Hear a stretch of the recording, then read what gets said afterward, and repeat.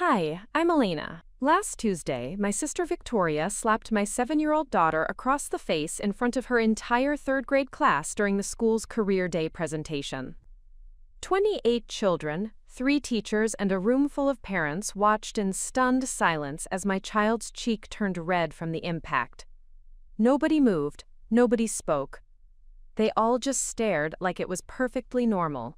But when my husband, Agent Michael Chen, arrived 10 minutes later and saw what had happened, he quietly reached into his jacket and showed Victoria his FBI badge. What happened next changed everything about how I understood my family, my worth, and my own power to protect what matters most. Before we jump back in, tell us where you're tuning in from, and if this story touches you, make sure you're subscribed, because tomorrow, I've saved something extra special for you. The spring morning of April 15th, started like any other Tuesday at Lincoln Elementary School in Riverside Heights, California. I had spent the weekend preparing my 7-year-old daughter Sophia for Career Day, helping her practice the questions she wanted to ask the various professionals who would be presenting to her third-grade class. She was particularly excited about meeting a veterinarian and a firefighter, her current dream careers fluctuating between saving animals and saving people with equal enthusiasm. What I had not prepared for was my sister Victoria's last-minute decision to volunteer as a presenter. She had called me at 11 o'clock the night before, explaining that her marketing agency had just landed a major client, and she wanted to talk to children about careers in digital marketing and social media management. Her enthusiasm seemed genuine, and I felt grateful that she wanted to be involved in Sophia's school experience. Victoria had always been ambitious and successful in her career, and I thought her presentation might inspire some of the children to think creatively about future possibilities. I arrived at the school that morning feeling optimistic about the day ahead. The career fair was scheduled to run from 9 until 11:30, with different professionals rotating through classrooms every 20 minutes. Parents were invited to observe, and I had taken the morning off from my job at the county public health department to watch Sophia interact with the presenters. These moments felt precious to me. Opportunities to see my daughter's curiosity and intelligence shine in an environment where she felt confident and engaged. The classroom buzzed with excitement as Mrs. Patterson, Sophia's teacher, introduced the morning's schedule. 28 third graders sat cross-legged on the colorful reading carpet, their faces bright with anticipation. Several parents lined the walls, some with cameras ready to capture their children's reactions to the presentations. The atmosphere felt warm and supportive. Exactly the kind of educational experience that had drawn Michael and me to choose this particular school district. Victoria arrived precisely on time, dressed in what she called her power outfit. A crisp navy blazer, designer heels, and a leather portfolio that looked expensive and impressive. She had always been meticulous about her appearance, understanding instinctively how presentation affected perception in professional settings. At 35, she had built a successful marketing consultancy that specialized in brand development for tech startups, and her client list included several companies that had gone on to achieve significant market success. Her presentation began smoothly, with Victoria explaining how marketing professionals help companies tell their stories and connect with customers. She used age-appropriate examples, describing how toy companies decide which commercials to show during children's television programs, and how cereal manufacturers design colorful boxes that appeal to young shoppers. The children listened attentively, raising their hands to ask questions about familiar brands and advertisements they had seen. Sophia was particularly engaged, asking thoughtful questions about how marketers decided which messages would be most effective for different audiences. I felt proud watching her articulate her thoughts clearly and demonstrate genuine curiosity about Victoria's work. The other parents smiled as children shared their observations about advertising they had noticed, and Mrs. Patterson nodded approvingly at the quality of discussion Victoria had generated. The trouble began when Victoria started discussing social media marketing and the importance of creating content that would attract followers and generate engagement. She pulled out her phone to show examples of successful social media campaigns, explaining how companies measured success through likes, shares, and comment interactions. The children were fascinated by this behind-the-scenes look at platforms they were only beginning to understand, since most of them were still too young to have their own social media accounts. As Victoria scrolled through examples on her phone, she became increasingly animated about a particular campaign her agency had developed for a client. She began speaking more rapidly, using professional terminology that was clearly above the children's comprehension level. Mrs. Patterson made subtle attempts to redirect the conversation back to age-appropriate content, but Victoria seemed caught up in her own expertise and enthusiasm. That was when Sophia raised her hand and asked a question that would change everything. "Aunt Victoria," she said in her clear, confident voice, "why do some advertisements try to make people feel bad about themselves so they'll buy things to feel better?" The question demonstrated remarkable insight for a 7-year-old, reflecting conversations Michael and I had been having at home about media literacy and critical thinking about advertising messages. We had been teaching Sophia to question what she saw in advertisements and to think about the motivations behind marketing messages. Her question showed that she was developing exactly the kind of analytical thinking we hoped to encourage. Victoria's reaction was immediate and intense. Her face flushed with what appeared to be embarrassment or anger, and she stared at Sophia for several seconds without responding. The classroom fell silent as everyone waited for her answer. But instead of addressing the question thoughtfully, Victoria began a defensive explanation about how marketing was about helping people discover products that would improve their lives. "That's not how marketing works, Sophia," Victoria said, her voice carrying an edge that made several children shift uncomfortably. "Marketing helps people find solutions to their problems.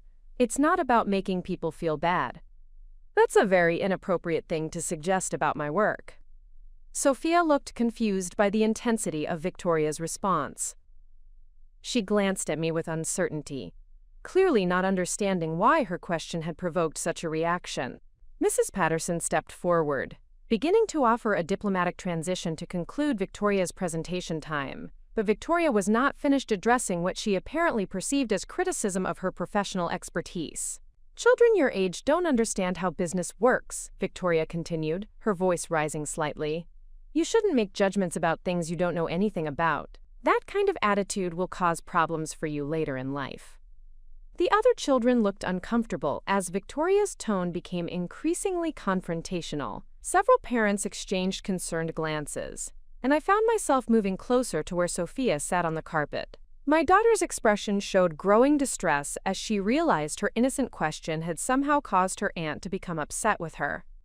Mrs. Patterson made another attempt to redirect the conversation, thanking Victoria for her presentation and suggesting it was time to transition to the next speaker. But Victoria seemed determined to ensure that Sophia understood the inappropriateness of her question and the disrespect it showed toward Victoria's professional knowledge and experience. "Sophia, you need to apologize for implying that my work involves making people feel bad," Victoria said firmly. "That was rude and incorrect, and you should know better than to speak that way about your aunt's career." The request for an apology created visible tension throughout the classroom. Sophia looked at me with tears beginning to form in her eyes, clearly confused about what she had done wrong and why her thoughtful question was being characterized as rudeness. The other children watched silently, sensing that something was wrong but not understanding the adult dynamics playing out in front of them. I stood up from my position along the wall, intending to intervene diplomatically and help resolve the situation without further embarrassing either Sophia or Victoria. But before I could speak, Sophia responded to Victoria's demand in a way that demonstrated both her intelligence and her growing distress. "I'm sorry if my question hurt your feelings, Aunt Victoria," Sophia said carefully, "but I was just wondering about something I noticed. I didn't mean to be rude." Her response was remarkably mature and thoughtful, acknowledging Victoria's feelings while maintaining that her question had been genuine rather than disrespectful. Any reasonable adult would have accepted this gracious response from a 7-year-old and moved forward with the day's activities. But Victoria was not operating from a place of reasonableness. "That's not a real apology," Victoria said sharply. "You're still suggesting that you were right to question my work. A proper apology means admitting you were wrong and promising not to do it again." The demand for a more complete submission created a moment of crystalline clarity for me about what was actually happening in this classroom. Victoria was not concerned about Sophia's understanding of marketing ethics or appropriate classroom behavior. She was engaged in a power struggle with a 7-year-old child, demanding public acknowledgement of her authority and superiority. Sophia looked at me again, seeking guidance about how to respond to Victoria's escalating demands. Her confusion and distress were evident to everyone in the room, and several of the other children began showing signs of anxiety as they witnessed this confrontation between an adult and their classmate. That was when it happened. Victoria stepped closer to where Sophia sat on the carpet and pointed her finger directly at my daughter's face. "Look at me when I'm talking to you," she said harshly. "You need to learn respect for adults who know more than you do." Sophia raised her head obediently, tears now flowing freely down her cheeks, and looked directly at Victoria. What happened next occurred so quickly that several witnesses later said they were not certain they had seen it correctly until they compared their observations with others who had been present. Victoria's hand moved in a swift, deliberate motion, striking Sophia across the left cheek with enough force to make a sharp, slapping sound that echoed through the suddenly silent classroom. The impact was sufficient to leave an immediate red mark on Sophia's face and to knock her slightly off balance as she sat on the carpet. The silence that followed was absolute and profound. 28 children, 3 teachers, and approximately 15 parents had just witnessed an adult strike a child in what should have been a safe, educational environment. Nobody moved, nobody spoke, nobody intervened. They all simply stared as if they had witnessed something so shocking that their brains could not immediately process an appropriate response. Sophia's reaction broke the silence.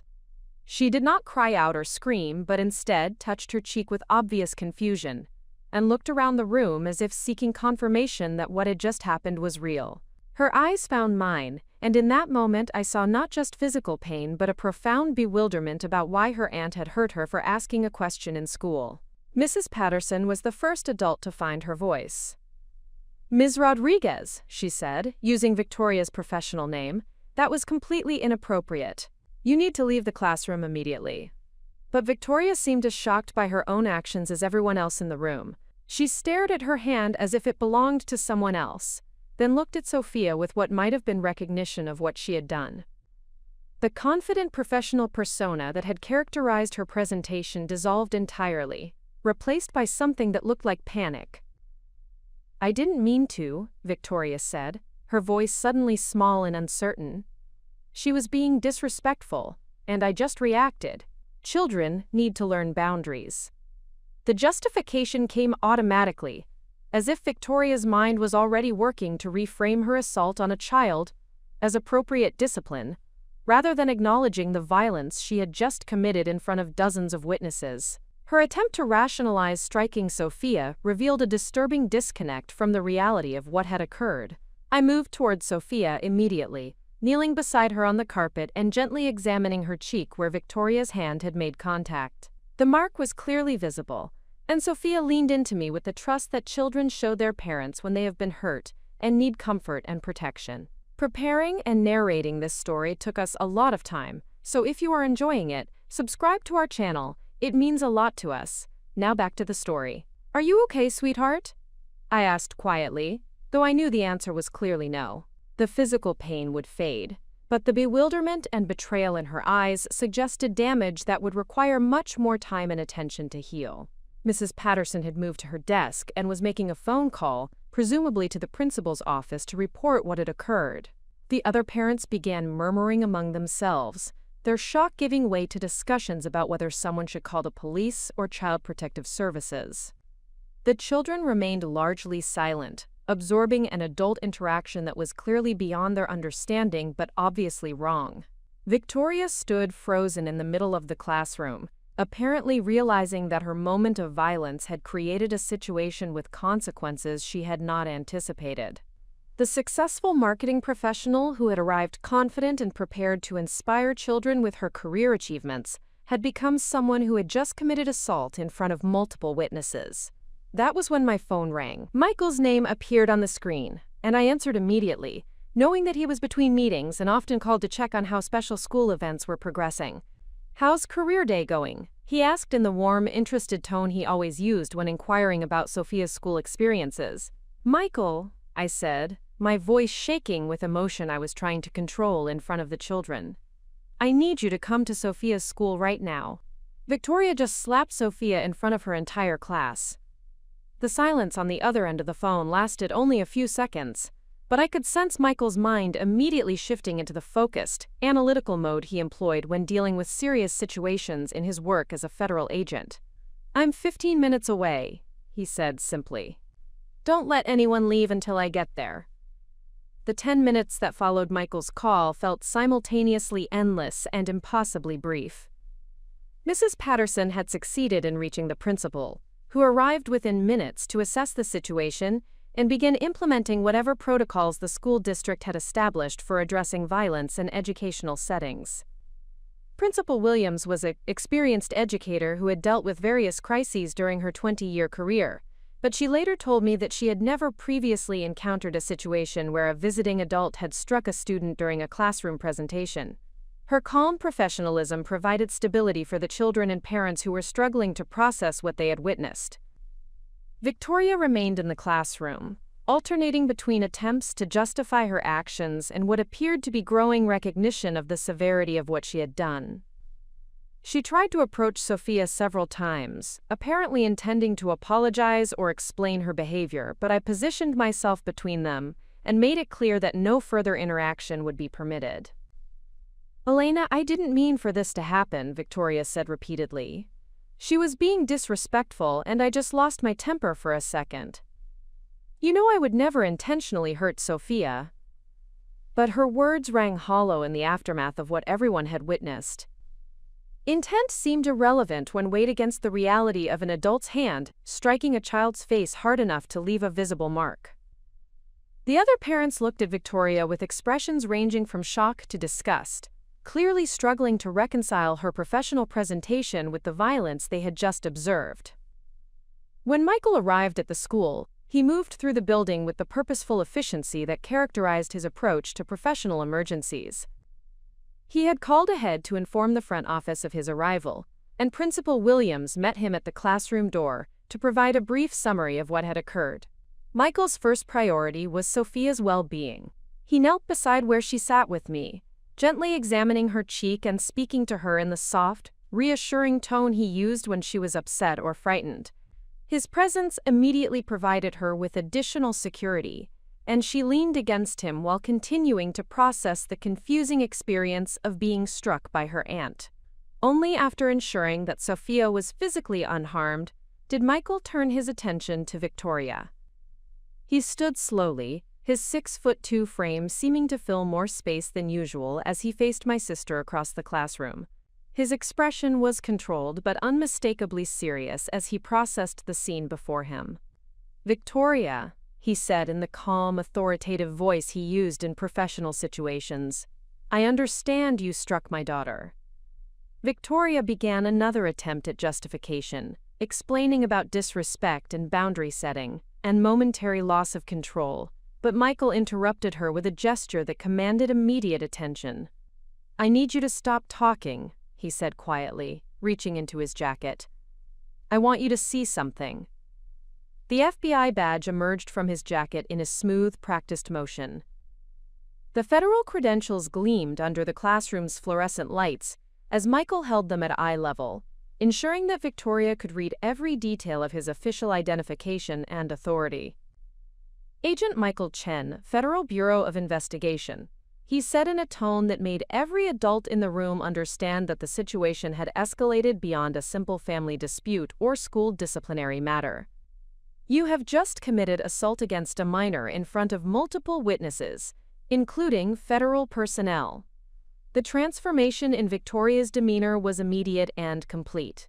The defiant justifications ceased instantly, replaced by visible recognition that her actions had created legal consequences she had not anticipated. The successful marketing professional disappeared entirely, leaving someone who suddenly understood that her moment of violence had implications extending far beyond family dynamics or school discipline policies. The room fell silent again, as everyone processed the significance of Michael's identification and the professional authority it represented. The other parents looked between Victoria and Michael with expressions of fascination and concern, clearly understanding that they were witnessing something unprecedented in their experience with school events. Principal Williams approached Michael respectfully, recognizing both his federal authority and his role as Sophia's father. "Agent Chen," she said, "what procedures should we follow in this situation?" Michael's response demonstrated his ability to balance his roles as federal agent, protective father, and rational professional facing a complex situation involving family relationships and legal violations. First, he said, I want every witness to provide written statements about what they observed. Second, I want photographs taken of the injury to my daughter's face. Third, I want assurance that this incident will be reported to appropriate authorities as required by your mandatory reporting obligations. His requirements were methodical and comprehensive, reflecting both his understanding of proper investigative procedures and his determination to ensure that Victoria's assault on Sophia would be documented thoroughly and addressed seriously. Victoria stood motionless during Michael's interaction with Principal Williams, apparently recognizing that any attempt to leave or further justify her actions would only worsen her situation. The federal badge had changed everything about how everyone in the room perceived both the incident and the consequences that might follow. As Michael coordinated with school officials to ensure proper documentation of what had occurred, I held Sophia close and began to understand that this morning had revealed something fundamental about my family that I had been avoiding or minimizing for years. Victoria's violence against my daughter was shocking, but perhaps more disturbing was my growing recognition that I was not entirely surprised by her behavior. The career day that had begun with such optimism and anticipation had become a watershed moment that would force me to examine not just Victoria's actions, but my own patterns of accepting and accommodating behavior that should never have been tolerated. The federal badge in my husband's hand represented not just his professional authority, but the protection and validation I had been craving without fully realizing it. As witness statements were collected and photographs were taken and official reports were initiated, I began to understand that this Tuesday morning in Sophia's third-grade classroom had changed everything about how I would navigate family relationships, protect my daughter, and value my own judgment about what was acceptable and what was not. The breaking point had arrived with the sharp sound of my sister's hand striking my child's face, but the real transformation was just beginning.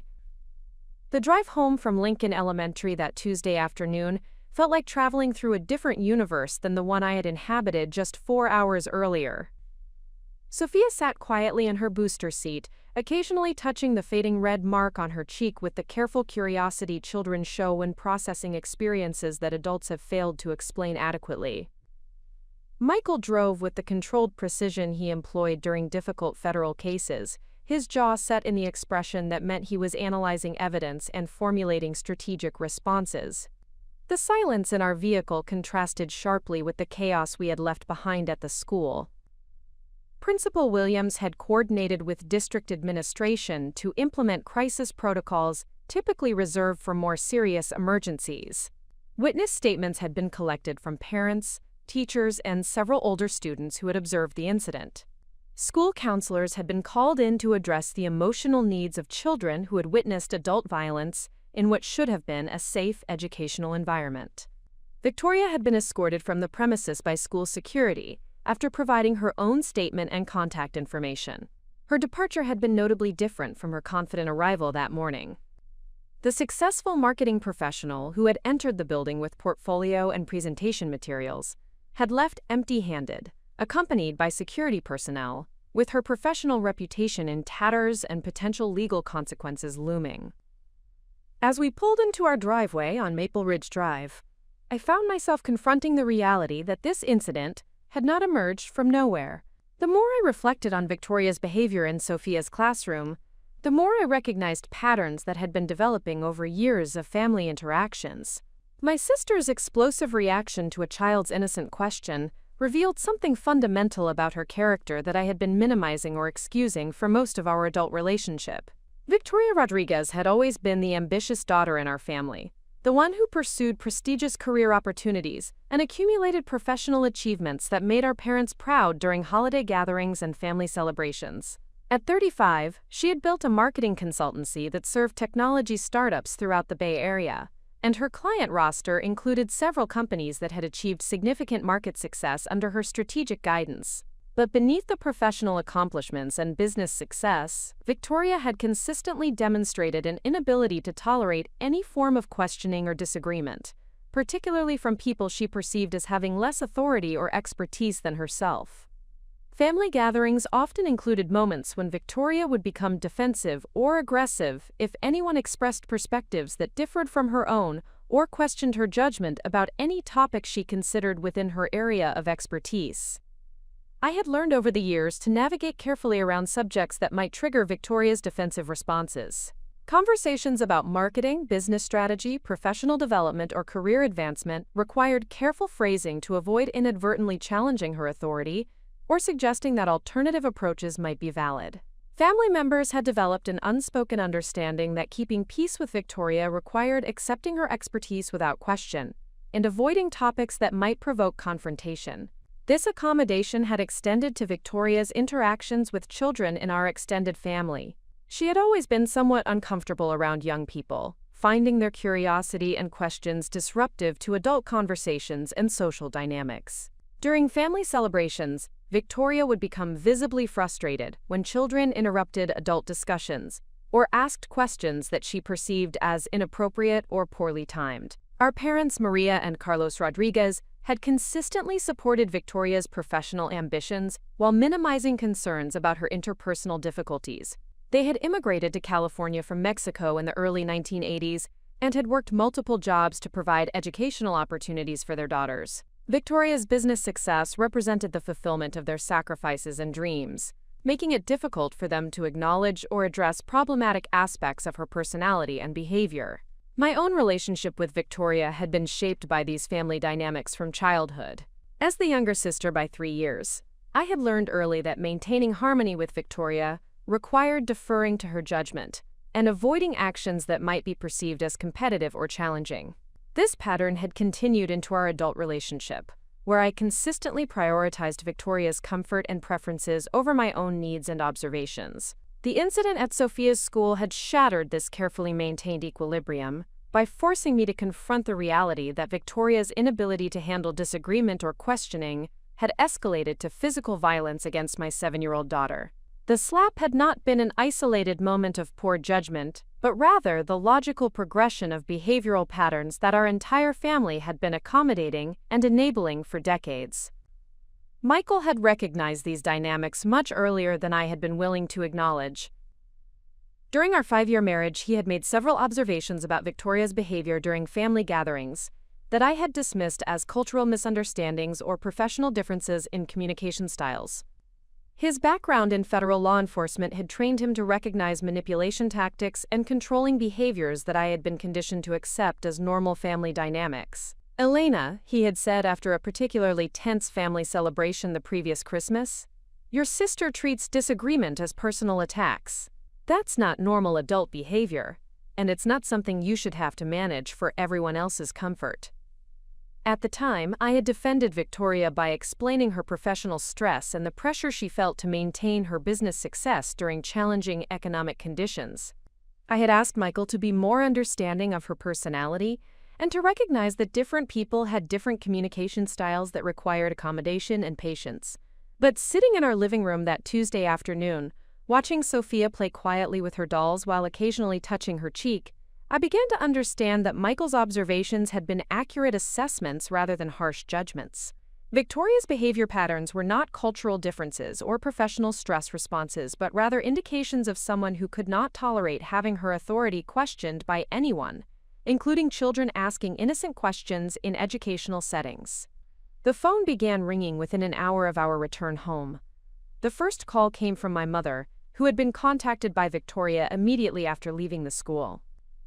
Maria's voice carried the familiar tone of someone attempting to mediate family conflicts by encouraging understanding and forgiveness, rather than addressing problematic behavior directly.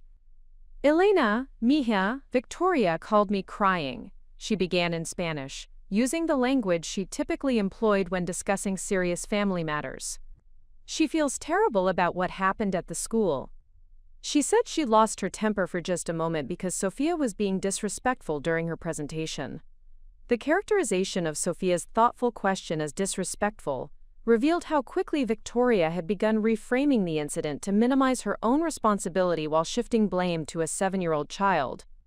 This narrative reconstruction was consistent with Victoria's historical pattern of avoiding accountability by redefining situations to cast herself as the victim of others' inappropriate behavior. "Mom," I replied, switching to English deliberately to signal that this conversation would not follow familiar patterns of accommodation and conflict avoidance. Victoria struck my daughter hard enough to leave a mark on her face. That's not losing her temper. That's assault. The word assault created immediate tension in our conversation. Maria had spent decades managing family conflicts by avoiding harsh characterizations of anyone's behavior and encouraging family members to focus on understanding and forgiveness rather than accountability and consequences. My use of legal terminology represented a departure from established family communication patterns that prioritized harmony over accuracy. "You're being very dramatic, Elena," Maria responded, her tone shifting to the mixture of disappointment and disapproval she employed when family members failed to demonstrate sufficient flexibility and understanding. "Victoria made a mistake, but calling it assault makes it sound much worse than it was. She's your sister, and she loves Sophia. You know she would never intentionally hurt her." The conversation continued for 20 minutes, with Maria alternating between minimizing the severity of Victoria's actions and pressuring me to prioritize family relationships over my daughter's safety and well-being. She reminded me of Victoria's professional stress, her contributions to family celebrations, and the importance of forgiveness in maintaining family unity. Throughout this conversation, I found myself experiencing something I had never felt before during family conflicts: complete clarity about the inappropriateness of what was being asked of me. Instead of feeling guilty for failing to accommodate Victoria's needs or ashamed for creating family drama, I felt increasing anger about the expectation that I should prioritize my sister's comfort over my daughter's protection. "Mom," I said finally, interrupting another explanation about Victoria's good intentions and professional pressures, "if a stranger had slapped Sophia in her classroom, would you be calling me to explain their stress level and ask me to be understanding?" The question created a moment of silence that revealed the fundamental inconsistency in our family's approach to Victoria's behavior. The same actions that would be unacceptable from strangers were being reframed as understandable mistakes when committed by family members, regardless of the impact on the victims of those actions. "That's different," Maria said eventually. "Victoria is family. Family members sometimes make mistakes when they're under pressure, and we have to be more understanding because we love each other." "No, Mom," I replied, feeling something shift permanently in my understanding of healthy family dynamics. Love means protecting children from people who hurt them, even when those people are family members. Especially when those people are family members. The second call came from my father, Carlos, who had been coached by Maria to approach the situation from a more practical perspective. His conversation style was typically more direct than Maria's emotional appeals, focusing on problem-solving and family stability rather than feelings and relationship dynamics. "Elena," he began in his careful English, "your mother told me what happened at the school today. This is a difficult situation, but we need to think about how to handle it without destroying family relationships that have taken years to build." Carlos had always been the family mediator, the person who found compromises and solutions that allowed everyone to save face while avoiding long-term conflicts. His approach to family problems was essentially diplomatic, seeking resolutions that preserved relationships while minimizing consequences for anyone's actions. "Victoria called me after she spoke to your mother," he continued. "She's very upset about the incident and wants to make things right with you and Sophia. She's worried that Michael's involvement might make this situation much more complicated than it needs to be." The reference to Michael's involvement revealed that Victoria had immediately recognized the significance of having an FBI agent witness and document her assault on Sophia. Her concern was not primarily about the impact of her actions on my daughter, but rather about the potential legal and professional consequences she might face as a result of striking a federal agent's child in front of multiple witnesses. "Dad," I said, "Victoria hit Sophia hard enough to leave a mark on her face. Michael's involvement isn't making this complicated. Victoria's behavior made this complicated." Carlos employed a strategy I had observed throughout my childhood, when family members failed to accept his initial diplomatic approach. He began cataloging the potential negative consequences of failing to resolve family conflicts quickly and quietly, emphasizing the costs of prolonged disagreement rather than addressing the underlying problems that had created the conflict. If this incident gets reported to authorities, it could affect Victoria's business license and professional reputation, he explained. Her clients might decide they don't want to work with someone who has been accused of inappropriate behavior with children. She could lose everything she's worked for over one moment of poor judgment. The focus on Victoria's potential losses rather than Sophia's actual harm revealed the fundamental priority structure that governed our family's response to conflicts. Victoria's professional success and reputation were being treated as more important than my daughter's safety and well-being, with the expectation that I would prioritize protecting my sister from consequences over protecting my child from future harm. "Dad," I said, interrupting his catalog of potential damages to Victoria's career. "What about Sophia? What about protecting her from adults who think it's acceptable to hit children when they ask questions they don't like?" The question seemed to surprise Carlos, as if he had not considered that my primary concern might be my daughter's protection, rather than family harmony and Victoria's professional stability. His silence revealed how thoroughly our family had been conditioned to organize responses around Victoria's needs and preferences, rather than considering the impact of her behavior on others. The third call came from Victoria herself, approximately 2 hours after we had returned home. Her voice carried a mixture of defensiveness and what might have been genuine remorse, though it was difficult to distinguish between authentic regret and strategic damage control, given her professional expertise in managing perception and reputation. "Elena," she began, "I need you to know how sorry I am about what happened today. I've been under enormous pressure with this new client, and I haven't been sleeping well." When Sophia asked that question about advertising, it just hit a nerve, because I've been dealing with criticism from people who don't understand marketing, and I reacted without thinking.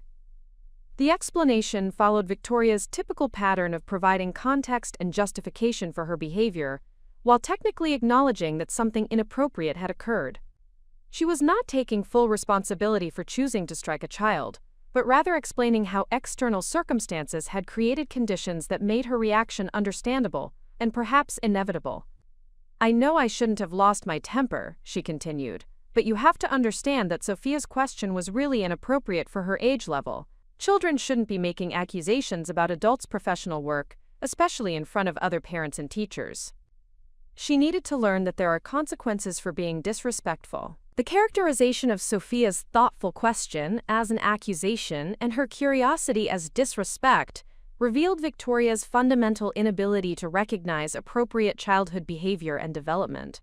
She was reframing a 7-year-old's intellectual curiosity as a personal attack that justified physical retaliation. "Victoria," I said, struggling to maintain calm in my voice. Sophia asked a thoughtful question about advertising ethics. That's exactly the kind of critical thinking we want to encourage in children. Your reaction was completely inappropriate regardless of your stress level or professional pressures. Victoria's response revealed the depth of her disconnect from appropriate adult behavior around children. Rather than acknowledging that striking a child was never acceptable, she began explaining why Sophia's question had been particularly problematic and how my parenting approach had contributed to the situation. "Elena, you and Michael are raising Sophia to question authority and challenge adults in ways that are going to cause problems for her," Victoria said, her tone becoming more defensive. "Children need to learn respect for adults who have more knowledge and experience." That question wasn't thoughtful. It was argumentative and designed to make me look bad in front of other parents. The suggestion that our parenting approach was responsible for Victoria's violence against our daughter represented a complete inversion of accountability. Instead of acknowledging her own inappropriate behavior, Victoria was blaming us for raising a child who asked questions that had triggered her violent response. The conversation continued for another 15 minutes, with Victoria alternating between apologies that included justifications and criticisms of our parenting style that had supposedly contributed to the incident. By the time I ended the call, I understood that Victoria was not genuinely remorseful about harming Sophia, but rather frustrated that her actions had created consequences she had not anticipated.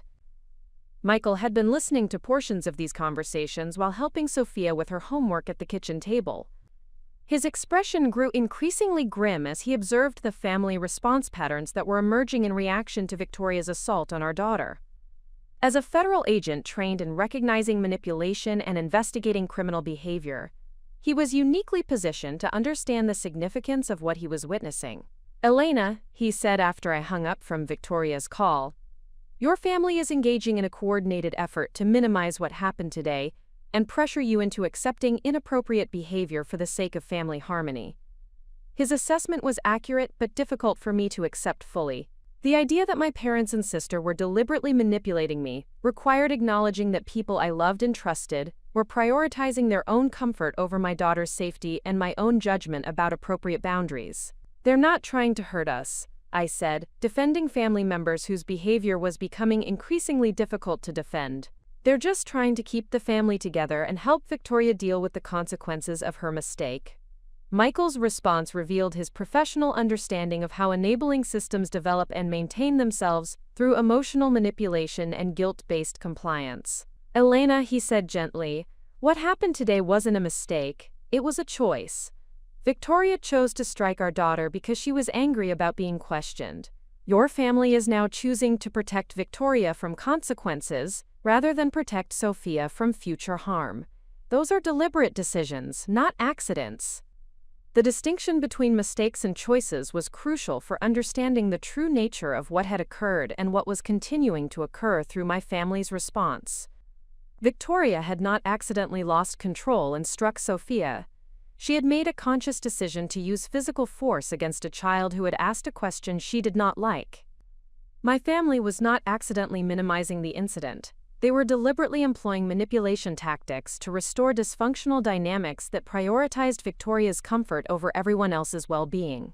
As evening approached and we settled into our usual dinner routine, I began to recognize that the career day incident had revealed something fundamental about my family system that would require much more than apologies and explanations to address effectively. The patterns of accommodation and enablement that had shaped our family relationships for decades had culminated in violence against my daughter, and the response to that violence was revealing the true priorities and values that governed our family interactions.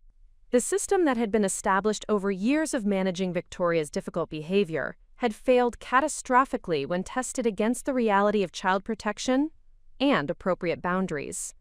The choice I was facing was not simply about forgiveness or understanding, but about whether I would continue participating in a family dynamic that had just demonstrated its willingness to sacrifice my daughter's safety for my sister's comfort. The phone calls had made clear that my family expected me to return to established patterns of accommodation and conflict avoidance.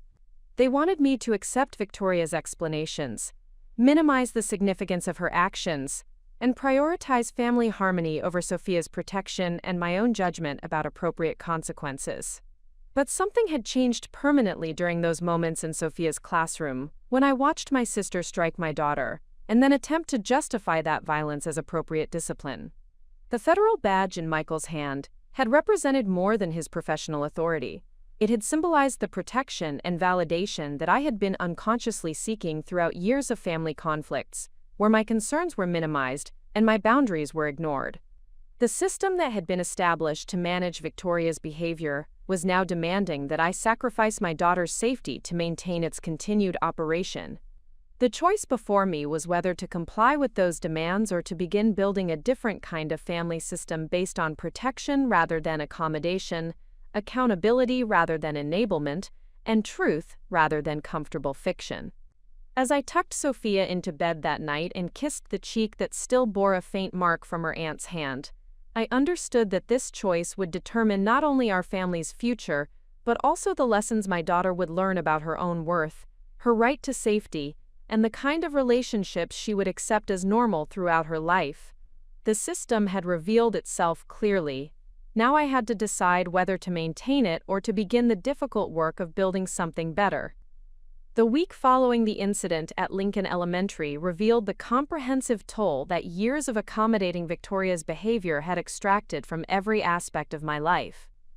As I sat in my office at the Riverside County Public Health Department on Friday morning, attempting to focus on epidemiological reports while fielding continuous family crisis calls, I began to recognize patterns that had been invisible to me during the gradual process of their development. My supervisor, Dr. Jennifer Walsh, had requested a meeting to discuss my recent performance issues, which had become increasingly apparent over the previous 6 months. The conversation took place in her corner office overlooking the department's main laboratory, where public health professionals conducted the analytical work that protected our community from disease outbreaks and environmental hazards. "Elena," Dr. Walsh began, consulting notes she had compiled about my attendance and productivity patterns, "I need to address some concerns about your availability and focus during critical project periods. The hepatitis A outbreak response last month required consistent attention to detail and timely communication with state health officials, but your contributions were significantly below your usual standards." The feedback was accurate and professionally delivered, but it carried implications that extended far beyond work performance issues.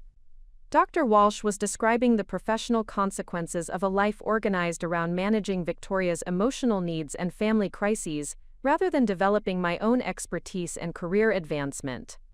During the hepatitis A outbreak, I had missed 2 crucial coordination meetings because Victoria had demanded immediate assistance with client presentation emergencies that she claimed could not wait until after business hours.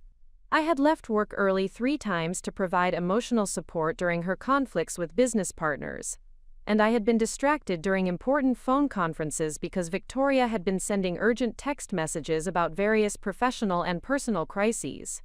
"Your epidemiological analysis skills remain excellent," Dr. Walsh continued, "but your reliability and team collaboration have become inconsistent in ways that affect our department's ability to respond effectively to public health emergencies. Other team members have expressed concerns about depending on your availability during critical response periods." The professional assessment forced me to confront how thoroughly Victoria's demands had been undermining my career development and reputation. I had spent 5 years building expertise in infectious disease surveillance and outbreak investigation, work that provided genuine meaning and contributed significantly to community health protection. This professional identity had been gradually eroded by constant interruptions and divided attention that prevented me from fully engaging with responsibilities I found intellectually stimulating and personally fulfilling. "I understand your concerns," I replied, recognizing that Dr. Walsh deserved honesty about factors affecting my performance. "I've been dealing with some family issues that have been requiring significant attention, but I realize that I need to establish better boundaries to protect my professional responsibilities." Dr. Walsh's response revealed her experience with employees whose personal lives created professional consequences. "Elena, whatever family challenges you're managing, they cannot continue to impact your work at this level. The department needs team members who can be counted on during emergencies, and public health protection cannot be compromised by personal obligations."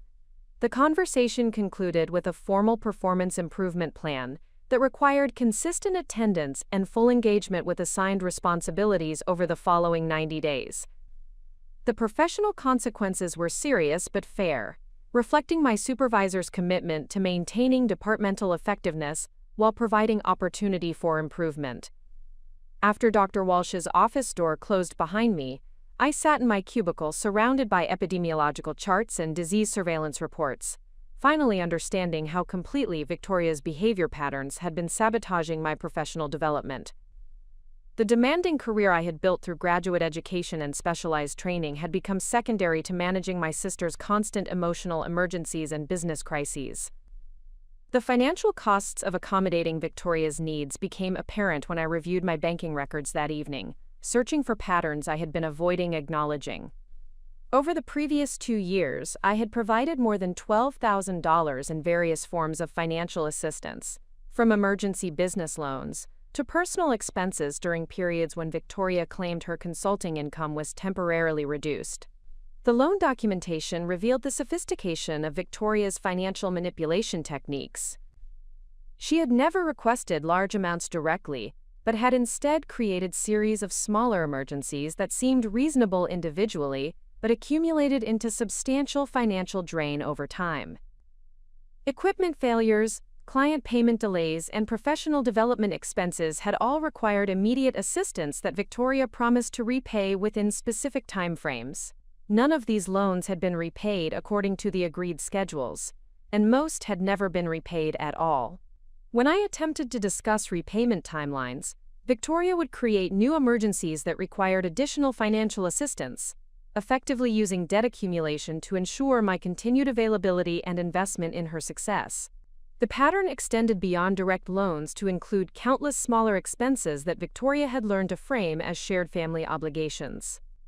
Restaurant meals during her frequent requests for crisis counseling sessions, gasoline costs for driving to her apartment during emergencies, childcare expenses when she needed immediate assistance during Sophia's after-school hours, and professional consultation fees when she demanded help with business decisions, had all been absorbed into my household budget without conscious recognition. Michael discovered additional financial impacts when he reviewed our joint credit card statements during his methodical analysis of how Victoria's behavior was affecting our family's stability and resources. His federal law enforcement training had taught him to examine evidence systematically and identify patterns that might not be immediately obvious to people emotionally involved in situations. "Elena," he said, presenting spreadsheets he had created to document our Victoria-related expenses, "we've been spending an average of $800 per month on various costs associated with managing your sister's crises and demands. That's nearly $10,000 annually that we could have been investing in Sophia's education fund or our retirement planning." The financial analysis was devastating but undeniable. Michael had categorized expenses carefully, distinguishing between legitimate family support and costs associated with enabling Victoria's irresponsible behavior and crisis creation.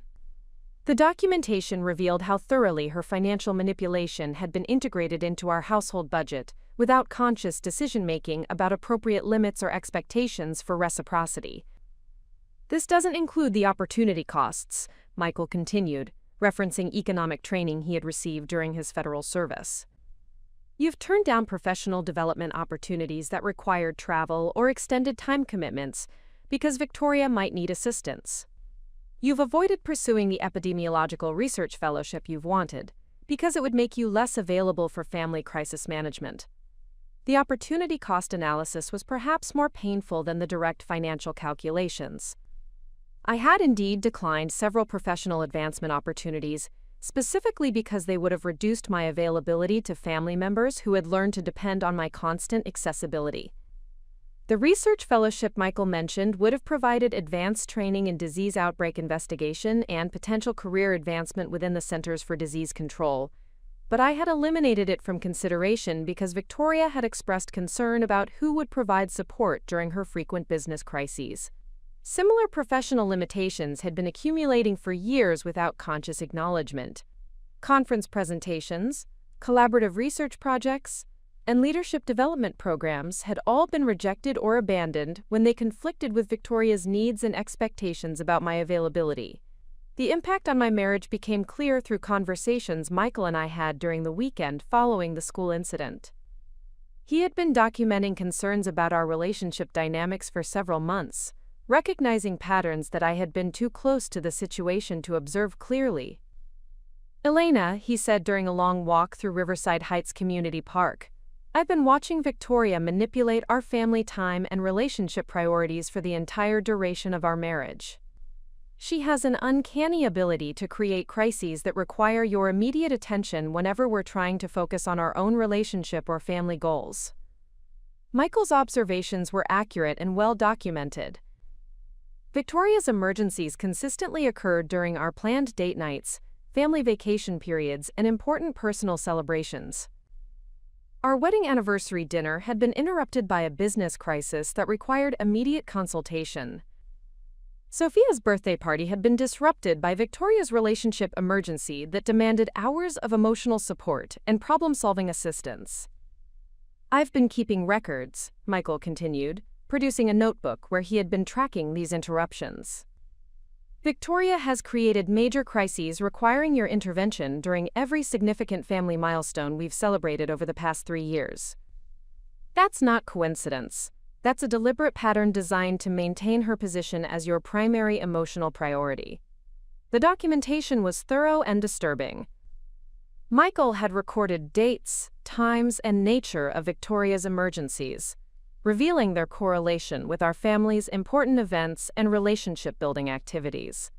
The pattern was so consistent that it eliminated any possibility of coincidental timing. She's been training you to prioritize her needs over our marriage and family development, Michael explained. Every time you respond to her manufactured emergencies during our personal time, she reinforces her ability to control our relationship dynamics and maintain your primary loyalty. The marriage impact extended beyond interrupted celebrations to include more fundamental issues about emotional availability and partnership priorities. Michael had been observing my increasing preoccupation with Victoria's problems and a decreasing engagement with our own relationship growth and family planning discussions. "Elena," he said gently, "when was the last time we had a conversation about our own goals and dreams that wasn't interrupted by Victoria's latest crisis? When was the last time you were fully present during our time together without checking your phone for her urgent messages?" Quote, "The questions forced me to confront how thoroughly Victoria's demands had been eroding the emotional intimacy and partnership development that healthy marriages require. I could not remember recent conversations with Michael that had been free from Victoria-related distractions or concerns about her current situation and needs. The impact on Sophia's development became apparent through observations her teacher, Mrs. Patterson, shared during a parent conference scheduled to address the classroom incident and its effects on the school environment. Mrs. Patterson had been teaching third grade for 15 years and had developed expertise in recognizing how family dynamics affect children's educational and social development. "Sophia is an exceptionally bright and curious child," Mrs. Patterson began, "but I've noticed some concerning patterns in her behavior when adults disagree or when conflicts arise during classroom discussions. She seems to become anxious and withdrawn in ways that suggest she may be accustomed to walking on eggshells around adult emotions." The professional assessment revealed how Victoria's behavior patterns had been affecting Sophia even before the physical assault in her classroom. Mrs. Patterson described specific incidents where Sophia had become visibly distressed, when classroom discussions included disagreement, or when students asked questions that challenged information presented by adult visitors. Children who grow up in environments where adult emotions are unpredictable, or where questioning is discouraged, often develop hypervigilance about adult reactions, Mrs. Patterson explained. Sophia demonstrates some of these patterns, particularly around authority figures and situations where she might accidentally say something that could upset adults. The teacher's observations forced me to recognize that Victoria's inability to handle disagreement and her explosive reactions to questioning had been creating anxiety and behavioral adaptations in my daughter, even before the physical violence occurred. Sophia had been learning to suppress her natural curiosity and intellectual engagement to avoid triggering adult anger. Sophia is also showing signs of feeling responsible for adult emotions, Mrs. Patterson continued. When conflicts occur in the classroom, she often tries to mediate or fix the situation in ways that are inappropriate for her developmental level. This suggests she may have learned to manage adult emotions at home. The assessment was accurate and painful. Sophia had indeed been learning to monitor and manage Victoria's emotional states during family gatherings, adjusting her own behavior to prevent conflicts and maintain family harmony. This premature emotional labor was robbing her of the carefree childhood exploration and authentic self-expression that healthy development requires. The social costs of managing Victoria's behavior became evident through changes in my friendships and community relationships that had occurred gradually over several years. My closest friend, Amanda Peterson, requested a conversation about our relationship dynamics during a coffee meeting at our usual cafe near the public health department. "Elena," Amanda began carefully, "I need to be honest with you about something that's been affecting our friendship. Over the past year, it's become increasingly difficult to make plans with you, because Victoria's crises always seem to take priority over our commitments to each other." Amanda's feedback was delivered with the kind of careful honesty that close friendships sometimes require. She had been observing my increasing unavailability and emotional preoccupation with Victoria's problems, recognizing patterns that were affecting our relationship quality and mutual support. "I understand that family obligations are important," Amanda continued, "but every time we schedule time together, Victoria creates some emergency that requires your immediate attention. I've started feeling like I'm competing with your sister for your friendship, and that's not healthy for either of us. The social isolation had been occurring so gradually that I had not recognized its full extent. Amanda's observations helped me understand that other friendships had also deteriorated, due to my increasing unavailability and emotional exhaustion from managing Victoria's constant demands. Community involvement that had previously provided meaning and social connection had also been sacrificed to accommodate Victoria's needs. I had resigned from the local Environmental Protection Committee, where I had been contributing expertise about public health impacts of industrial development. My participation in Sophia's parent-teacher organization had become sporadic due to Victoria's frequent evening crises that required immediate attention. The cumulative effect was social isolation that left me dependent on family relationships for emotional support and community connection, creating additional vulnerability to manipulation and making it more difficult to maintain perspective about appropriate boundaries and expectations. Physical health consequences had been accumulating through chronic stress responses to constant crisis management and conflict avoidance. Dr. Sarah Chen, my primary care physician, had been monitoring stress-related symptoms during routine medical appointments over the previous 18 months. "Elena," Dr. Chen said during my annual physical examination, "your blood pressure has been steadily increasing, and you're showing signs of chronic stress that could lead to more serious health problems if not addressed. Are you dealing with ongoing stressful situations that might be contributing to these symptoms?" The medical assessment included elevated cortisol levels, disrupted sleep patterns, and digestive issues consistent with chronic anxiety and stress responses. Dr. Chen's questions about lifestyle factors and stress management revealed the connection between Victoria's behavior patterns and my deteriorating physical health. Chronic stress from family conflicts and crisis management can have serious long-term health consequences, Dr. Chen explained. Your body is showing signs that it's been in emergency response mode for extended periods, which can compromise immune function and cardiovascular health. The health impacts extended beyond measurable symptoms to include behavioral changes that were affecting my overall well-being and family relationships. I had been eating irregularly due to Victoria's demands for immediate assistance during mealtimes.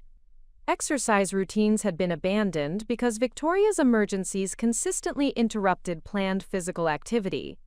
Sleep quality had deteriorated due to late-night crisis calls and anxiety about potential family conflicts. As I compiled this comprehensive assessment of how accommodating Victoria's behavior had been affecting every area of my life, the true cost of maintaining dysfunctional family patterns became undeniably clear. Professional reputation, financial resources, marriage quality, child development, social connections, and physical health had all been sacrificed to enable Victoria's continued avoidance of accountability and emotional growth. The incident at Sophia's school had not created these problems, but had rather revealed the extent of damage that years of enablement and accommodation had produced. Victoria's physical assault on my daughter was the logical culmination of behavior patterns that our entire family had been supporting through various forms of resource provision and consequence avoidance. The comprehensive cost analysis provided crucial motivation for the difficult process of establishing boundaries and refusing continued participation in dysfunctional relationship patterns. The price of maintaining the status quo had become higher than the price of enduring family conflict and resistance that boundary setting would inevitably create.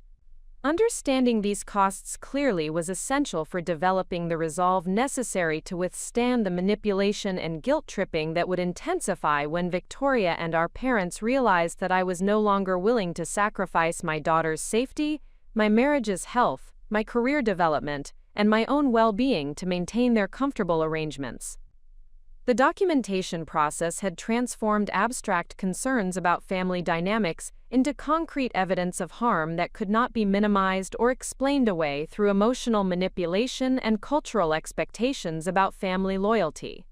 The choice was no longer between harmony and conflict, but between continued damage accumulation and the difficult work of building healthier relationship patterns based on mutual respect and appropriate boundaries. The cost had been calculated, and it was unsustainable. The only question remaining was whether I had the courage to begin paying the different kind of price that transformation would require. The weekend following my comprehensive cost analysis brought an unexpected moment of clarity that would fundamentally alter my understanding of Victoria's behavior and our family's response patterns. I was organizing Sophia's school papers in our home office when I discovered a folder containing documentation from every significant family conflict over the previous 3 years. Michael had been quietly maintaining this record as part of his professional training in pattern analysis and evidence collection. The documentation was meticulously organized, with detailed timelines showing the correlation between family milestones and Victoria's crisis creation. Each incident was recorded with specific dates, circumstances, and outcomes, revealing a sophisticated manipulation system that had been operating below my conscious awareness for the entire duration of my marriage. "Elena," Michael said, joining me in the office after putting Sophia to bed, "I want to show you something that might help you understand why Tuesday's incident was not an isolated event but rather part of a deliberate pattern." He opened the folder to reveal a chronological timeline that began with our engagement announcement 3 years earlier. Within 48 hours of our engagement celebration, Victoria had created a business emergency that required my immediate assistance in researching competitor strategies and providing emotional support through what she described as a crisis of professional confidence. The pattern continued through our wedding planning period, with Victoria generating increasingly serious crises that demanded my attention during crucial preparation activities. 2 weeks before our wedding, she had claimed that a major client was threatening to terminate their contract due to misunderstandings that required my immediate intervention and mediation skills. "Look at the timing," Michael said, pointing to dates highlighted in red throughout the timeline. "Every single major milestone in our relationship has been followed within days by a Victoria crisis that required significant time and emotional energy from you." The documentation revealed crisis patterns surrounding Sophia's birthday celebrations, Michael's promotion ceremonies, our anniversary celebrations, and even my professional achievements at the public health department. The consistency was so striking that coincidental timing became statistically impossible. "This isn't emotional instability or poor stress management," Michael continued, his federal investigative training evident in his analysis. "This is deliberate sabotage designed to ensure that your primary emotional investment remains focused on Victoria, rather than developing our family relationships or pursuing personal goals." The timeline included detailed documentation of Victoria's communication patterns during each crisis period. Her initial contact would typically occur through urgent text messages expressing panic about business situations that required immediate consultation. These messages would escalate in frequency and emotional intensity until I responded with the level of attention and assistance she demanded. Once I became engaged with her crisis management, Victoria would introduce additional complications that extended the duration of my involvement and increased the resources required for resolution. Business problems would expand to include personal relationship issues that somehow connected to her professional difficulties. Client conflicts would evolve into broader questions about career direction that required extensive analysis and emotional support. The resolution phase of each crisis would occur only after Victoria had successfully disrupted whatever family activity or personal goal had initially triggered her emergency creation. She would express gratitude for my assistance while subtly communicating that similar support would be needed in the future when comparable situations arose. "Elena," Michael said, reaching for a separate section of documentation, "I also want you to see the communication analysis I've been conducting." Victoria uses specific psychological manipulation techniques that are consistent with patterns we study in federal training about suspect interview tactics and emotional control methods. The communication analysis was perhaps more disturbing than the timeline documentation. Michael had identified recurring manipulation strategies that Victoria employed to maintain my availability and compliance with her demands. These techniques included guilt-based messaging that suggested family loyalty required immediate response to her crises, crisis escalation tactics that increased urgency until I provided adequate attention, and emotional blackmail that positioned my hesitation to help as evidence of changed priorities or diminished love. Victoria's language patterns revealed sophisticated understanding of my psychological triggers and vulnerabilities. She consistently framed her requests in terms of temporary assistance that would prevent larger problems, implying that my failure to respond immediately would result in consequences that would ultimately require more extensive intervention.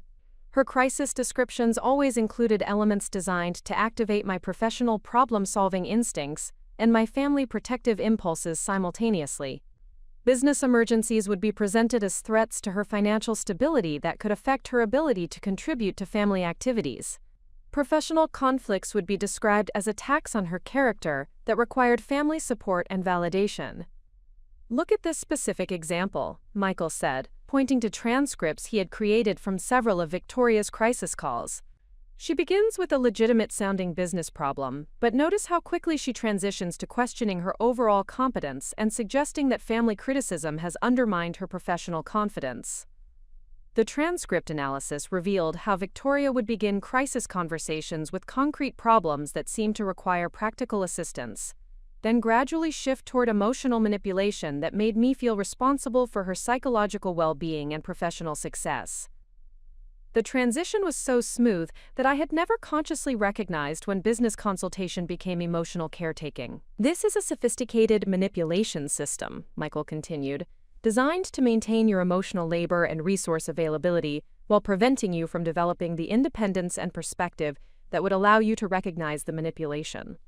The documentation extended beyond crisis creation patterns to include analysis of Victoria's behavior during family gatherings and social interactions. Michael had observed her consistent use of attention-seeking strategies that ensured she remained the focus of family conversations and decision-making processes.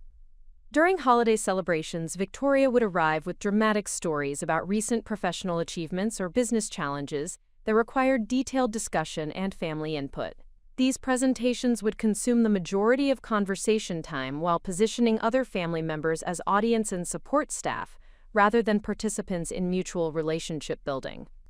When other family members attempted to share their own news or experiences, Victoria would employ redirect strategies that connected their stories back to her own experiences and expertise. Sophia's school achievements would prompt Victoria to share memories of her own academic success. Michael's professional recognition would trigger Victoria's stories about business accomplishments that demonstrated superior challenges and achievements. "She's been training your entire family to organize conversations and attention around her needs and experiences," Michael explained.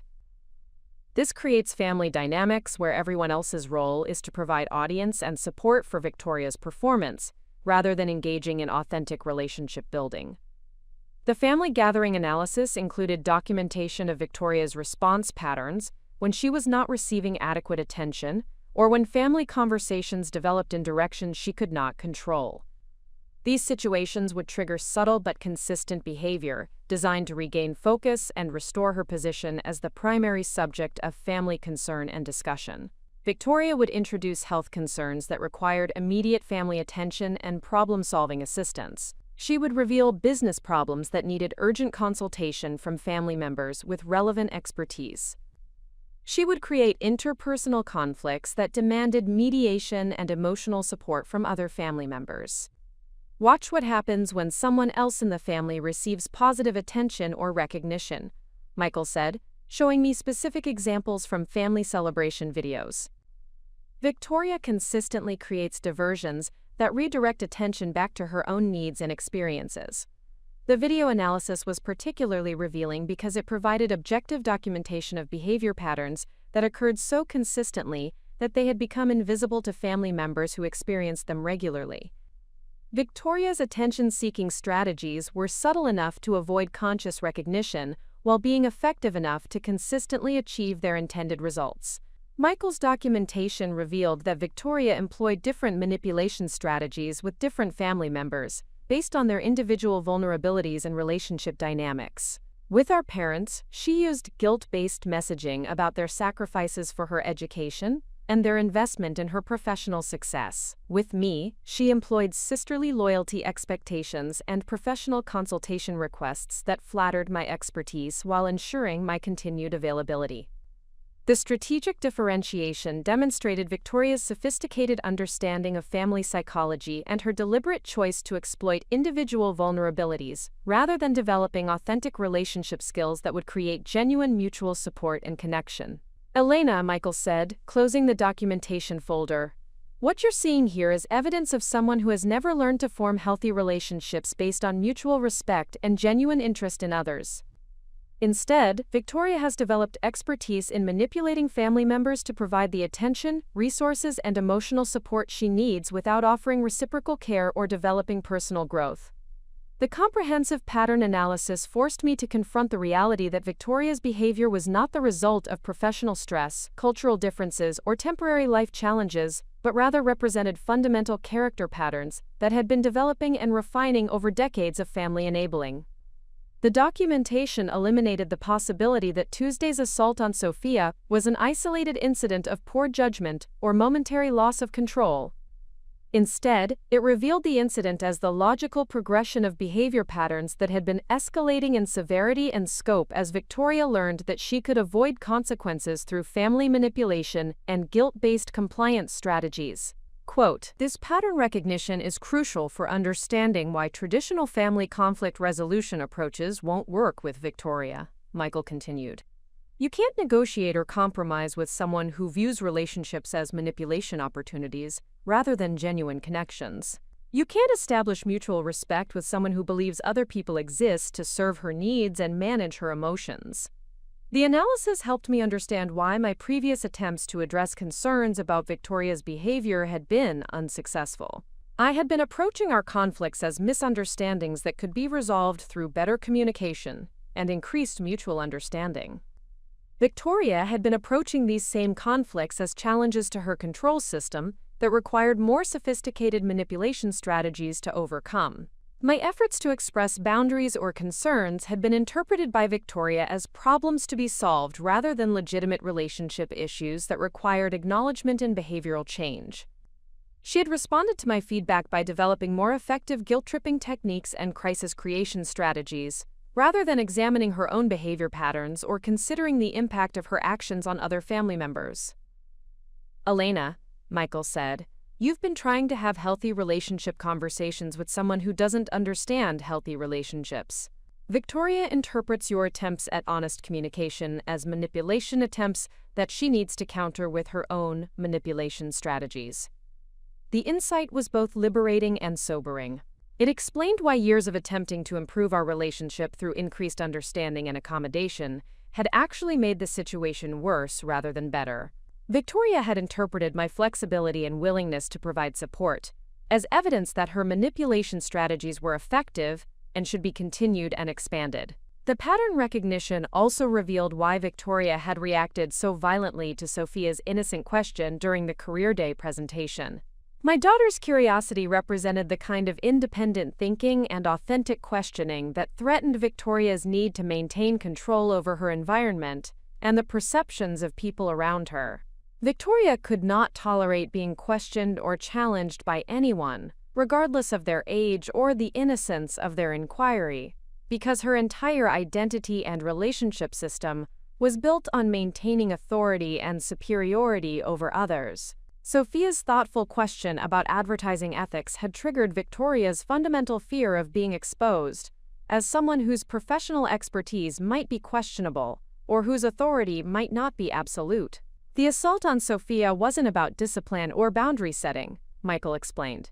"It was about eliminating a threat to Victoria's control system. Your daughter was demonstrating exactly the kind of independent thinking that makes Victoria's manipulation strategies less effective." The recognition that Victoria viewed my 7-year-old daughter as a threat to be neutralized rather than a child to be nurtured and protected completed my understanding of the true nature of our family dysfunction. Victoria was not someone struggling with stress management or professional pressures who occasionally made poor choices during difficult periods. Victoria was someone who had organized her entire approach to relationships around maintaining control and extracting resources from other people while avoiding reciprocal responsibility and emotional growth. The family system that had developed around her needs was not accidentally enabling harmful behavior, but was rather deliberately designed to support her continued manipulation and exploitation of family members. "Elena," Michael said, "recognizing these patterns is the first step toward making different choices about how you respond to Victoria's behavior. You can't change her manipulation strategies, but you can stop participating in the system that makes those strategies effective." The comprehensive pattern analysis provided the clarity I needed to understand that maintaining family relationships with Victoria would require accepting continued manipulation, crisis creation, and potential harm to Sophia and our marriage. The alternative was establishing boundaries that would protect our family while accepting that Victoria would likely respond with escalated manipulation tactics designed to restore her previous access to my resources and emotional labor. The choice was no longer between family harmony and family conflict, but between continued victimization and the difficult process of building relationships based on mutual respect and authentic connection. The patterns had been clearly identified and documented. The manipulation strategies had been exposed and analyzed. The costs had been calculated and found unsustainable.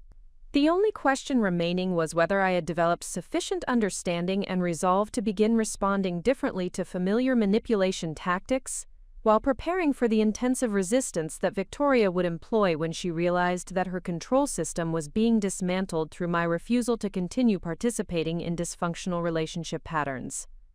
The pattern recognition had revealed the true nature of what I was confronting. Now I needed to develop the skills and support systems necessary to begin building something healthier, in place of the dysfunction that had been passed down through generations of family members, who had never learned the difference between love and enablement, between support and manipulation, between family loyalty and personal destruction. The decisive moment of clarity arrived on Sunday evening as I sat in Sophia's bedroom, reading her favorite bedtime story while she drifted towards sleep. The familiar routine of Charlotte's Web had always provided comfort for both of us, but that night the story's themes of loyalty, sacrifice, and protection resonated with profound new meaning as I processed everything Michael's documentation had revealed about our family dynamics. Sophia's questions about the story demonstrated the intellectual curiosity that had triggered Victoria's violent response just 5 days earlier. Her thoughtful observations about friendship, fairness, and the way characters treated each other revealed the same analytical thinking that had prompted her innocent inquiry about advertising ethics during the Career Day presentation. "Mama," Sophia said softly as I closed the book, "why did Aunt Victoria get so angry when I asked about commercials?" "I was just wondering about something I noticed on television." The question struck me with the force of absolute recognition.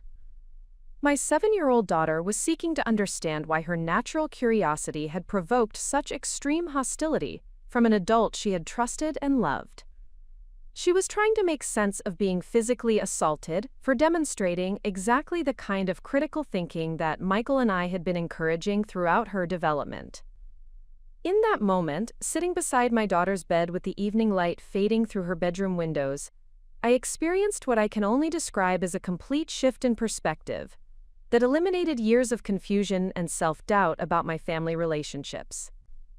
The clarity was so profound and immediate that it felt like awakening from a dream that had been masquerading as reality for the entirety of my adult life. I understood with absolute certainty that Victoria's assault on Sophia had not been an isolated incident of poor judgment or temporary loss of control.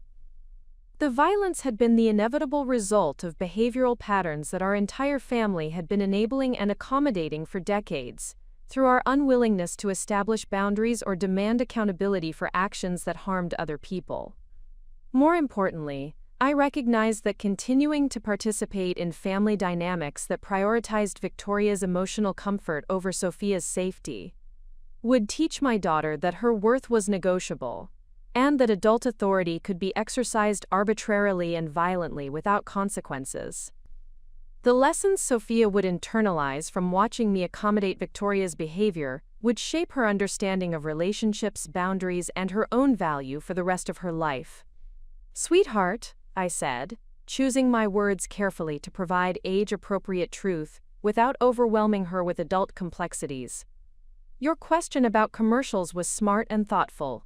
Adults should never hurt children for asking questions, even if the questions make them uncomfortable. What Aunt Victoria did was wrong, and it was not your fault in any way." Sophia's relief was immediately visible.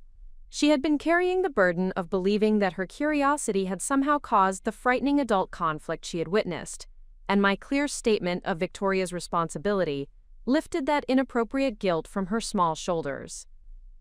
"Will Aunt Victoria come to my school again?" she asked, revealing the anxiety that had been affecting her sleep and concentration since the incident. "No," I replied with conviction that surprised me with its strength and clarity. "Aunt Victoria will not be coming to your school or anywhere else where she might hurt you again.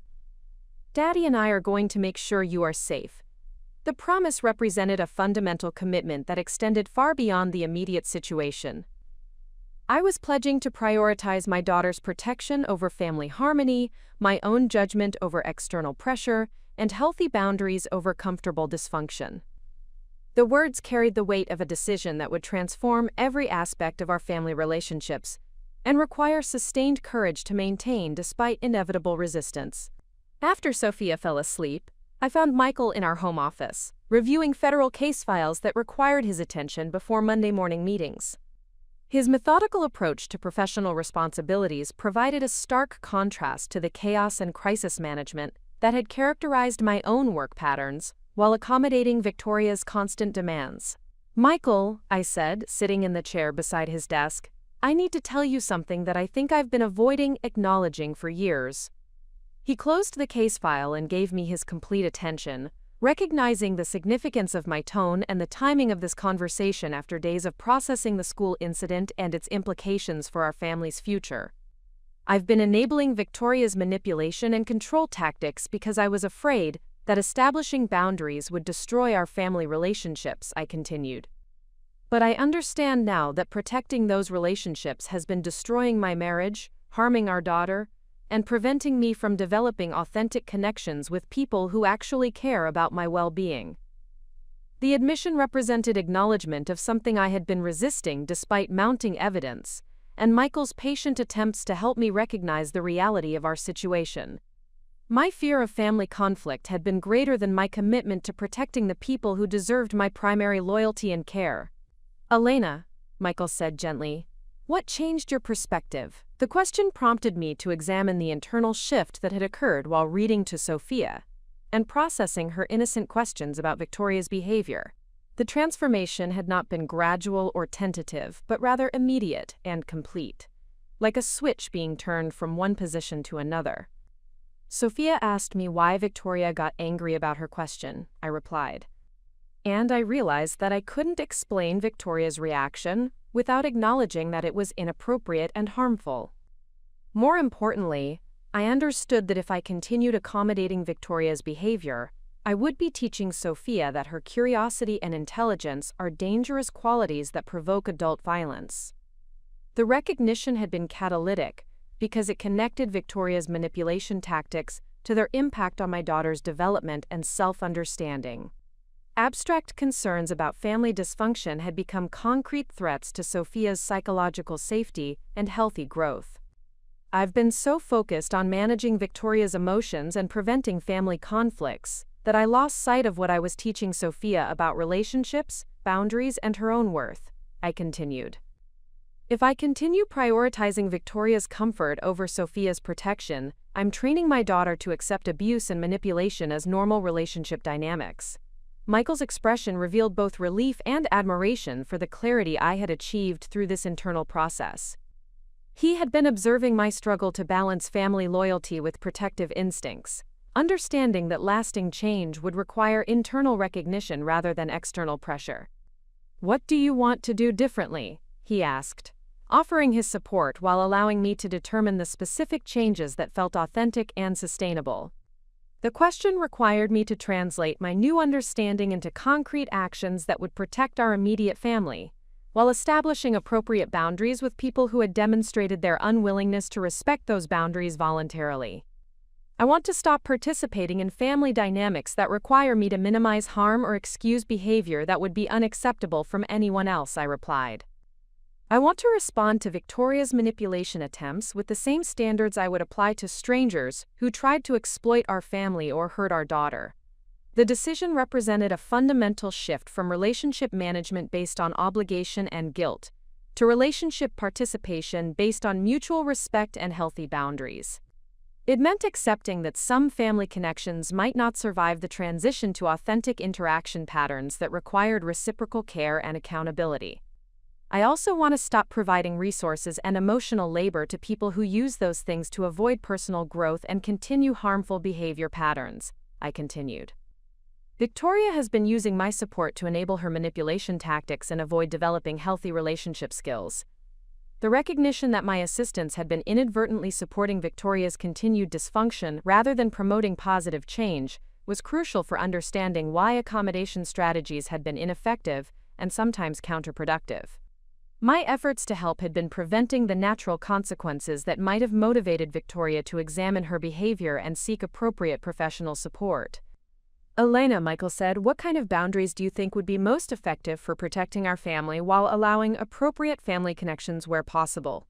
The question prompted me to consider specific strategies for implementing the general principles I had identified through my awakening process. Effective boundary setting would require clear communication about expectations, consistent enforcement of consequences, and preparedness for escalated manipulation attempts designed to restore previous relationship dynamics. I think we need to establish that any further aggressive or manipulative behavior toward family members will result in immediate termination of contact, I replied. Victoria needs to understand that her access to our family is conditional on her ability to interact respectfully and appropriately. The boundary represented a significant departure from previous family approaches that had treated Victoria's behavior as something to be managed rather than something that could disqualify her from family participation. It placed responsibility for relationship maintenance on Victoria's choices rather than on other family members' accommodation efforts. I also want to stop providing financial assistance or emotional labor that enables Victoria to avoid natural consequences for her poor decisions, I continued. If she creates business problems through inappropriate behavior, she needs to solve those problems herself, rather than expecting family members to provide rescue services. The financial and emotional boundaries were essential for eliminating the resource extraction patterns that had been motivating Victoria's crisis creation and manipulation tactics. Without access to family bailout services, Victoria would be required to develop more appropriate problem-solving skills and relationship patterns. Most importantly, I added, I want to prioritize Sophia's emotional and physical safety over family harmony expectations. If maintaining family relationships requires exposing our daughter to people who might harm her, then those relationships need to be modified or eliminated regardless of other family members' preferences.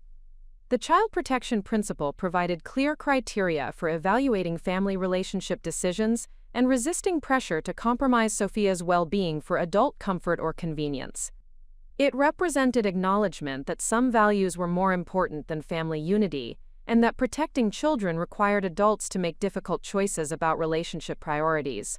Michael's response demonstrated his professional understanding of the challenges associated with establishing boundaries in manipulative relationship systems, while also revealing his personal commitment to supporting the transformation process.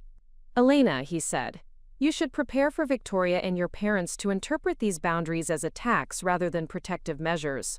People who benefit from dysfunctional systems typically respond to boundary setting with escalated manipulation tactics designed to restore their previous access to resources and control.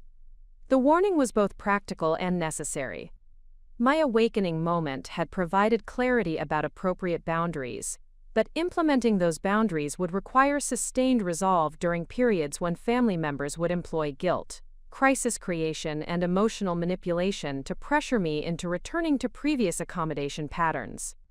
Victoria will likely create increasingly serious crises designed to trigger your protective instincts and override your boundary decisions, Michael continued. Your parents will probably intensify their pressure about family loyalty and cultural expectations about supporting relatives regardless of their behavior. The prediction proved accurate within hours of my decision to implement different relationship standards. Victoria called that same evening with what she described as a professional emergency that required immediate consultation and emotional support to prevent catastrophic business consequences. Elena, Victoria said, her voice carrying the familiar mixture of panic and urgency that had historically guaranteed my immediate attention and assistance. I need your help with something really serious. The client I mentioned during my school presentation is threatening to cancel their contract because of rumors about my behavior during the career day. The crisis creation followed Victoria's established pattern of connecting her manipulation tactics to external consequences that seemed to require family intervention and damage control. She was positioning the natural results of her inappropriate behavior as emergencies that demanded my immediate assistance rather than accountability measures that she needed to address independently. Someone recorded what happened in Sophia's classroom and posted it on social media. Victoria continued, escalating the crisis description to increase pressure for my involvement. It's already affecting my professional reputation, and other clients are starting to ask questions about my judgment and reliability. The suggestion that documentation of her assault on my daughter was damaging her business reputation revealed Victoria's fundamental inability to recognize her own responsibility for the consequences of her actions. Rather than acknowledging that striking a child had appropriately damaged her professional credibility, she was framing the documentation as an unfair attack that required family assistance to overcome. "Victoria," I replied, experiencing unexpected calm as I applied my new understanding to her familiar manipulation tactics. "The consequences you're describing are the natural results of your decision to strike Sophia in front of multiple witnesses. These are not problems that require my assistance, but rather accountability measures that you need to address independently." The response represented the first time in our adult relationship that I had refused to participate in Victoria's crisis management, while clearly stating her responsibility for the situation she had created. The clarity felt liberating rather than confrontational because it was based on objective assessment of cause and effect rather than emotional reaction to her manipulation attempts. Victoria's immediate escalation confirmed Michael's predictions about intensified manipulation tactics when boundary setting disrupted established control systems. "Elena, you're my sister," Victoria said, her tone shifting from panic to accusation. "Family members are supposed to support each other during difficult times, not abandon each other when external pressures create challenges. I need you to help me figure out how to repair the damage from this misunderstanding." The characterization of her assault on Sophia as a misunderstanding that had created external pressures rather than internal accountability requirements demonstrated Victoria's continued refusal to acknowledge the reality of what had occurred or accept responsibility for addressing the consequences appropriately. "Victoria," I replied, maintaining the calm clarity that had emerged from my awakening process, "what happened at Sophia's school was not a misunderstanding. You chose to strike my daughter because you were angry about her question. The professional consequences you're experiencing are appropriate responses to that choice." The conversation continued for several more minutes, with Victoria cycling through various manipulation strategies designed to restore my participation in her crisis management. She employed guilt about family loyalty, appeals to cultural expectations about sisterly support, and increasingly desperate descriptions of potential consequences that would result from my failure to provide assistance. Each manipulation attempt felt transparent and ineffective, because my awakening had provided clear criteria for evaluating Victoria's communications. Rather than responding emotionally to her distress or guilt to her accusations of abandonment, I could recognize her tactics as attempts to restore dysfunctional relationship patterns that had been harmful to my family and enabling to her continued inappropriate behavior. "Victoria," I said, concluding the conversation, "I love you, but I will not provide assistance that enables you to avoid accountability for harming my daughter. If you want to repair your professional reputation, you need to take responsibility for your actions and demonstrate that you understand why striking children is never appropriate." The statement represented complete transformation from my historical approach to Victoria's crises. Instead of immediately mobilizing resources to help her manage consequences, I was clearly placing responsibility for resolution on her willingness to acknowledge and address the behavior that had created the problems. Victoria's response revealed the depth of her shock at encountering this fundamentally different dynamic in our relationship. "Elena," she said, her voice carrying genuine bewilderment, "I don't understand what's happened to you. This isn't how our family handles problems. We support each other through difficulties instead of creating additional pressure during already stressful times." The confusion was authentic because Victoria had never previously encountered boundaries or accountability expectations in our family relationships. Her bewilderment revealed how thoroughly our family system had been organized around accommodation and enablement, rather than mutual respect and appropriate consequences for harmful behavior. Someone recorded what happened in Sophia's classroom and posted it on social media. Victoria continued, escalating the crisis description to increase pressure for my involvement. It's already affecting my professional reputation, and other clients are starting to ask questions about my judgment and reliability. The suggestion that documentation of her assault on my daughter was damaging her business reputation revealed Victoria's fundamental inability to recognize her own responsibility for the consequences of her actions. Rather than acknowledging that striking a child had appropriately damaged her professional credibility, she was framing the documentation as an unfair attack that required family assistance to overcome. "Victoria," I replied, experiencing unexpected calm as I applied my new understanding to her familiar manipulation tactics. "The consequences you're describing are the natural results of your decision to strike Sophia in front of multiple witnesses. These are not problems that require my assistance, but rather accountability measures that you need to address independently." The response represented the first time in our adult relationship that I had refused to participate in Victoria's crisis management while clearly stating her responsibility for the situation she had created. The clarity felt liberating rather than confrontational because it was based on objective assessment of cause and effect rather than emotional reaction to her manipulation attempts. Victoria's immediate escalation confirmed Michael's predictions about intensified manipulation tactics when boundary setting disrupted established control systems. "Elena, you're my sister," Victoria said, her tone shifting from panic to accusation. "Family members are supposed to support each other during difficult times, not abandon each other when external pressures create challenges. I need you to help me figure out how to repair the damage from this misunderstanding."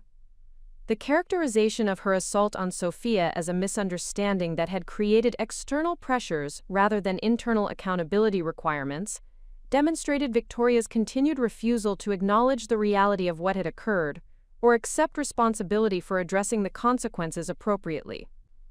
"Victoria," I replied, maintaining the calm clarity that had emerged from my awakening process, "what happened at Sophia's school was not a misunderstanding.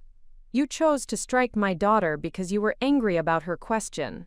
The professional consequences you're experiencing are appropriate responses to that choice." The conversation continued for several more minutes, with Victoria cycling through various manipulation strategies designed to restore my participation in her crisis management. She employed guilt about family loyalty, appeals to cultural expectations about sisterly support, and increasingly desperate descriptions of potential consequences that would result from my failure to provide assistance.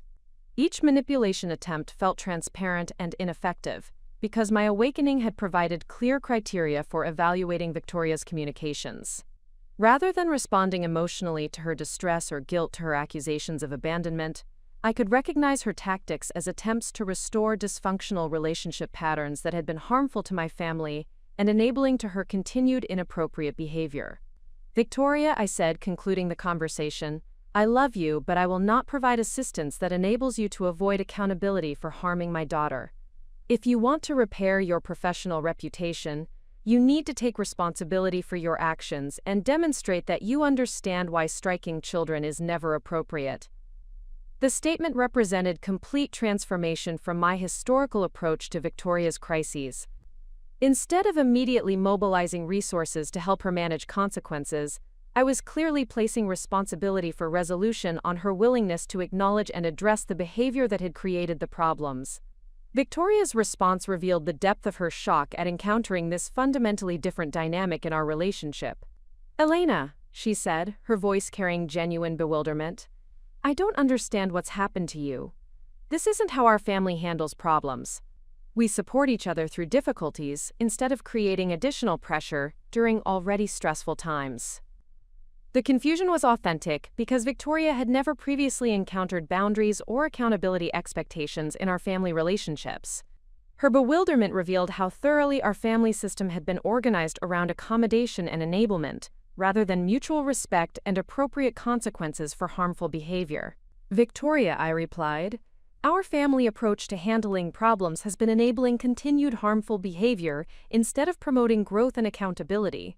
I'm no longer willing to participate in that system when it requires sacrificing my daughter's safety and my family's well-being. After ending the call, I sat quietly in our living room, processing the significance of what had just occurred. For the first time in my adult relationship with Victoria, I had maintained clear boundaries despite intensive manipulation pressure. The conversation had revealed both the extent of Victoria's dependence on family enablement and my own capacity to respond differently when guided by clear priorities and authentic understanding of healthy relationship dynamics. The awakening moment had provided more than intellectual recognition of family dysfunction. It had generated the internal transformation necessary to maintain appropriate boundaries while experiencing the guilt, pressure, and manipulation tactics that would intensify as Victoria realized that her previous control methods were no longer effective. The clarity felt permanent rather than temporary because it was based on fundamental values about child protection and authentic relationships, rather than temporary emotional reactions to specific incidents. The decision to prioritize Sophia's safety and our family's well-being over Victoria's comfort and other family members' preferences represented alignment with core principles that would remain stable despite external pressure and manipulation attempts. The awakening was complete. The transformation had begun. The real work of building healthier family relationships while protecting the people who mattered most was just beginning. The family response to my boundary implementation began within 12 hours of my conversation with Victoria, demonstrating the sophisticated coordination that had developed over years of managing family conflicts to maintain dysfunction rather than promote accountability. The campaign to restore previous relationship patterns employed multiple family members using different psychological pressure techniques designed to overwhelm my resolve and force compliance with established expectations about accommodation and enablement. Monday morning brought the first wave of coordinated resistance when my mother called before my usual departure time for the public health department, clearly intending to catch me during the vulnerable transition period between home responsibilities and professional obligations. Her timing suggested consultation with Victoria about optimal moments for applying maximum psychological pressure, while minimizing my ability to maintain composure and clear thinking. Elena Mija, Maria began in Spanish, employing the maternal language that had historically guaranteed my emotional receptivity and compliance with family expectations. Victoria called me crying last night after you refused to help her with the professional problems caused by the misunderstanding at Sophia's school. The characterization of Victoria's assault on my daughter as a misunderstanding requiring family assistance rather than individual accountability revealed the speed with which our family's narrative reconstruction process had activated to protect Victoria from natural consequences. The crisis had been immediately reframed to position Victoria as the victim of external circumstances, rather than the adult responsible for choosing to strike a child during an educational presentation. She's devastated that you would abandon her during such a difficult time, Maria continued, escalating the emotional manipulation by suggesting that my boundary setting represented abandonment rather than appropriate expectations for adult behavior. Your sister has worked so hard to build her business, and now everything she's accomplished is being threatened by people who don't understand what really happened. The guilt-based messaging followed patterns I recognized from Michael's documentation analysis, designed to activate my protective instincts toward family members, while simultaneously minimizing the severity of Victoria's actions and the appropriateness of professional consequences for inappropriate behavior around children. Mom, I replied, applying the clarity I had achieved through my awakening process. Victoria is experiencing professional consequences because she chose to strike my daughter in front of multiple witnesses. These are not external attacks on her business, but rather appropriate responses to behavior that demonstrated poor judgment and potential liability issues for any organization that might employ her services. The direct acknowledgement of Victoria's responsibility and the legitimacy of professional consequences represented a fundamental departure from family communication patterns that had historically focused on damage control and consequence avoidance, rather than accountability and behavioral change. Maria's immediate escalation revealed the extent to which my family had become dependent on my participation in dysfunction maintenance and crisis management, rather than developing healthy conflict resolution skills or expecting appropriate adult behavior from Victoria. Elena, you're being very harsh and unforgiving, Maria said, transitioning to disappointment-based manipulation designed to suggest that my boundaries represented character flaws rather than protective measures. Family members are supposed to show compassion and understanding during difficult times, not create additional pressure when someone is already suffering. The expectation that compassion required enabling Victoria's continued avoidance of accountability while exposing my daughter to potential future harm demonstrated the fundamental priority inversion that had characterized our family dynamics for decades. Adult comfort and conflict avoidance had been consistently prioritized over child protection and healthy relationship development. "Mom," I responded, "showing compassion for Victoria would involve encouraging her to take responsibility for her actions and seek appropriate professional help for managing anger and interpersonal conflicts. Enabling her to avoid consequences while maintaining access to family members she has harmed is not compassionate but rather harmful to everyone involved." The conversation continued for 25 minutes, with Maria cycling through various emotional manipulation strategies that had historically been effective in securing my compliance with family expectations. She employed guilt about family unity, appeals to cultural values about supporting relatives regardless of their behavior, and increasingly desperate descriptions of Victoria's emotional suffering that supposedly required immediate family intervention. Each manipulation attempt felt transparent and ineffective, because my awakening had provided clear criteria for evaluating family communications based on child protection and authentic relationship values, rather than obligation and guilt-based compliance. The clarity allowed me to recognize manipulation tactics without experiencing the emotional confusion that had historically made boundary maintenance impossible. The second wave of family pressure arrived during my lunch break through a coordinated effort involving my father and Victoria's business associate, Sandra Martinez, whom Victoria had apparently convinced to intervene on her behalf by providing selective information about our family conflict that portrayed her as the victim of unreasonable family abandonment during a professional crisis. Carlos called first, employing his characteristic approach of framing family conflicts as practical problems requiring diplomatic solutions rather than addressing underlying behavioral issues that created conflicts in the first place. "Elena," he began in his careful English, "your mother told me about your conversation this morning, and I'm concerned that this situation with Victoria is escalating in ways that could cause permanent damage to family relationships that have taken decades to build." The focus on relationship preservation rather than child protection revealed the fundamental priority structure that had enabled Victoria's inappropriate behavior to continue and escalate over years of family accommodation and consequence avoidance. "Victoria made a mistake during a stressful situation," Carlos continued, employing the minimization language that had historically been used to reframe Victoria's behavioral problems as temporary lapses in judgment rather than pattern indicators requiring serious intervention. But destroying family unity over one incident seems disproportionate to what actually occurred. The characterization of Victoria's assault on Sophia as one incident rather than the culmination of decades-long behavioral patterns demonstrated Carlos's participation in the family denial system that had prevented appropriate accountability and intervention throughout Victoria's adult development. "Dad," I replied, "Victoria struck my 7-year-old daughter hard enough to leave a mark on her face because Sophia asked a thoughtful question about advertising ethics.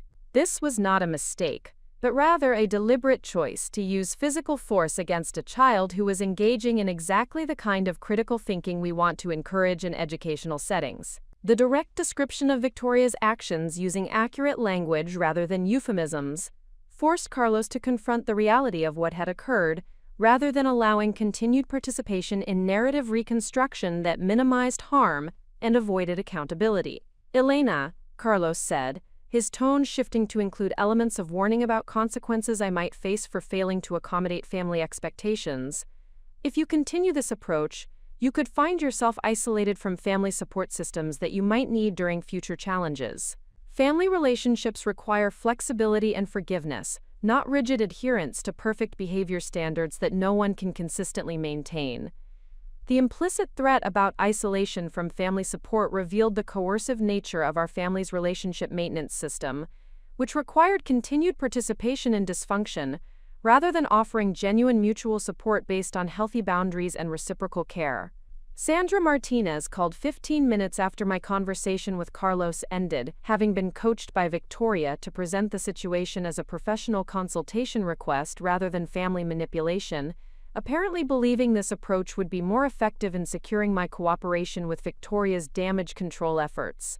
"Elena," Sandra began in the polished tone she employed for business communications, Victoria asked me to reach out to you as someone who understands the marketing industry and the professional challenges she's currently facing due to recent misunderstandings about her interaction with children during educational presentations.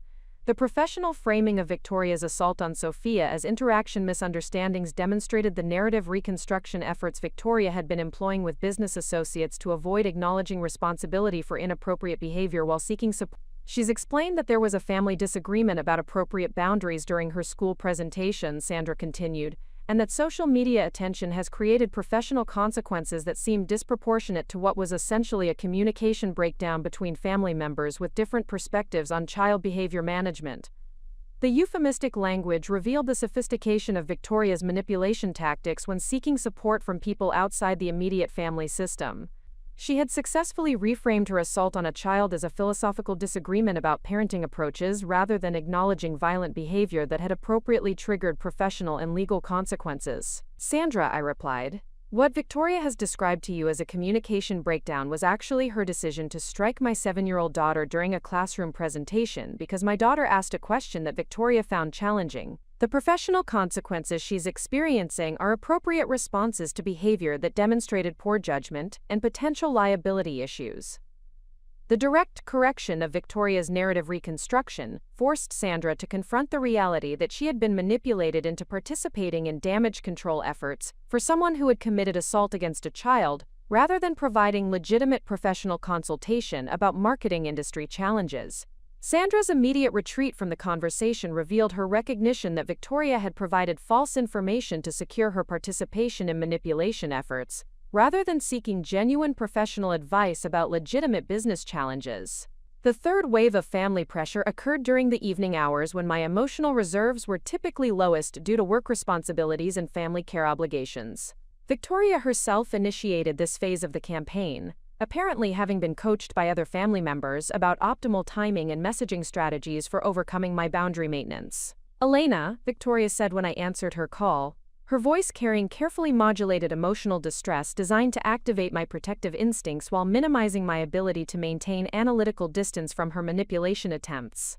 I need you to understand how much damage your refusal to help is causing to everything I've worked for throughout my entire adult life. The crisis escalation followed Victoria's established pattern of increasing pressure and consequence descriptions until family members provided the level of assistance and accommodation she demanded to avoid natural results of her inappropriate. 3 clients have already terminated their contracts because of rumors about my behavior during the school presentation, Victoria continued, providing specific consequences designed to generate guilt about my boundary maintenance, while positioning her business problems as results of external attacks rather than appropriate accountability measures. My professional reputation in the marketing industry is being destroyed by people who don't understand the context of what happened, or the family dynamics that contributed to the misunderstanding, she added, escalating the description to suggest catastrophic and irreversible damage that supposedly required immediate family intervention to prevent complete professional ruin. The manipulation attempt included elements designed to activate multiple psychological triggers simultaneously. Professional sympathy was combined with family loyalty expectations and crisis urgency to create psychological pressure that had historically overwhelmed my boundary maintenance abilities and forced compliance with Victoria's demands for assistance and accommodation. Victoria, I replied, experiencing the calm clarity that had emerged from my awakening process. The professional consequences you're describing are the natural results of your decision to strike a child during an educational presentation. These are not attacks on your character but rather appropriate responses from people who recognize that your behavior demonstrated poor judgment and potential liability issues. The response represented continued application of the boundary principles I had established through recognition of Victoria's manipulation patterns and commitment to prioritizing child protection over family harmony and adult comfort. Victoria's escalation revealed the depth of her shock at encountering sustained resistance to manipulation tactics that had been consistently effective throughout our adult relationship. Elena, I can't believe you're willing to destroy my entire career over one moment of poor judgment during an extremely stressful situation, Victoria said, transitioning to accusation-based manipulation designed to position my boundary maintenance as vindictive punishment rather than protective response to harmful behavior. Your refusal to help is going to cost me everything I've worked for, and for what? to prove some point about perfectionism that no human being can possibly maintain consistently? She continued, employing philosophical arguments about human fallibility designed to reframe accountability expectations as unreasonable perfectionism rather than basic requirements for appropriate adult behavior around children. Up next, you've got 2 more standout stories right on your screen. If this one hit the mark, you won't want to pass these up. Just click and check them out. And don't forget to subscribe and turn on the notification bell so you don't miss any upload from us.